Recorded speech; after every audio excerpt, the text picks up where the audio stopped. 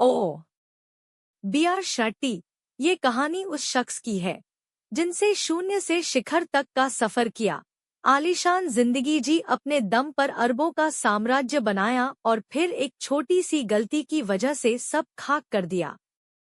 अभावों से अमीरी के शिखर पर पहुंचने की कहानी आपने कई बार सुनी होगी, लेकिन आज के किस्से में एक शख्स पहले गरीब से अमीर बनता है और फिर एक ट्वीट की वजह से उसकी सारी संपत्ति शून्य में बदल जाती है। किस्सा है भारतीय कारोबारी बी.आर. शेट्टी की।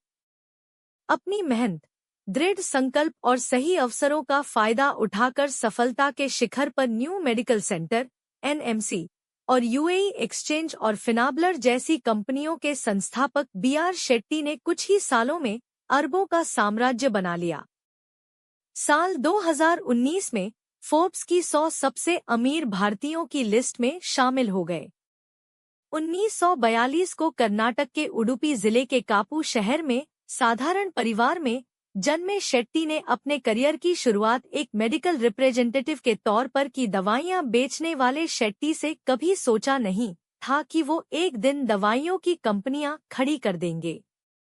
31 साल की उम्र में वो महज $8 लगभग 665 रुपए लेकर बेहतर अवसरों की तलाश में दुबई पहुंचे।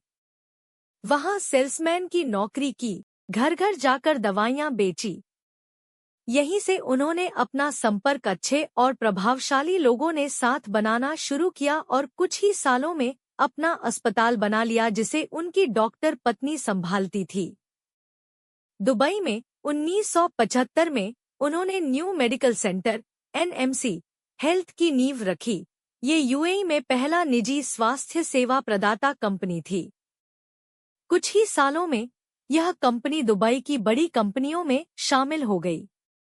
उन्होंने देखा कि यूएई में रहने वाले भारतीय प्रवासियों कंपनी आंख खुलती रही और शेट्टी का बैंक बैलेंस बढ़ता रहा। उनकी कुल संपत्ति एक समय $3 बिलियन लगभग 20,000 करोड़ रुपए तक पहुंच। उनका राज हेल्थ, फाइनेंस, रियल एस्टेट तक फैल चुका था। वो दुनिया के सबसे अमीर कन्नड़ लोगों में शामिल हो गए। लग्जरी लाइफ जीने वाली शेट्टी के पास कई रोल्स रॉयस कारें और निजी जेट, बुर्ज खलीफा में $25 मिलियन में 2 फ्लोर खरीदे थे। दुबई में कई विला थे।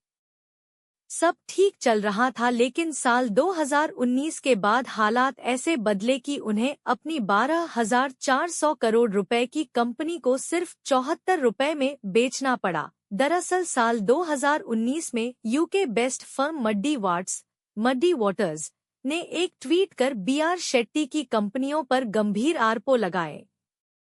मड्डी वाटर्स को कर्सन ब्लॉक नाम का एक शॉर्ट सेलर चलाता था। इस शॉर्ट सेलर कंपनी ने ट्वीट कर एक रिपोर्ट पेश की जिसमें बताया कि बी.आर. शेट्टी की कंपनी के ऊपर $1 बिलियन का कर्ज है, जिसे उन्होंने लोगों और अपने निवेशकों से छिपा रखा है। ये सब ठीक वैसा ही थी जैसे हिंडनबर्ग ने अडानी ग्रुप के साथ किया। एक ट्वीट से बंटाधार 12,000 करोड़ की कंपनी सिर्फ 74 रुपए में बेची। मड्डी वाटर्स ने आरोप लगाया कि शेट्टी ने कर्ज को छिपाया और कैश फ्लो के आंकड़ों को बढ़ा-चढ़ाकर पेश किया। इस खुलासे के बाद शेट्टी की कंपनियों के शेयर क्रैश हो गए। हालात ऐसे बने कि बी.आर. शेट्टी को अपनी 12,478 करोड़ रुपए की कंपनी को महज 74 रुपए में इजरायली कंसोर्टियम के हाथों बेचना पड़ा। इसके बाद यूएई के सेंट्रल बैंक ने उनके बैंक खातों को निलंबित कर दिया। उनके उद्यमों को ब्लैकलिस्ट में शामिल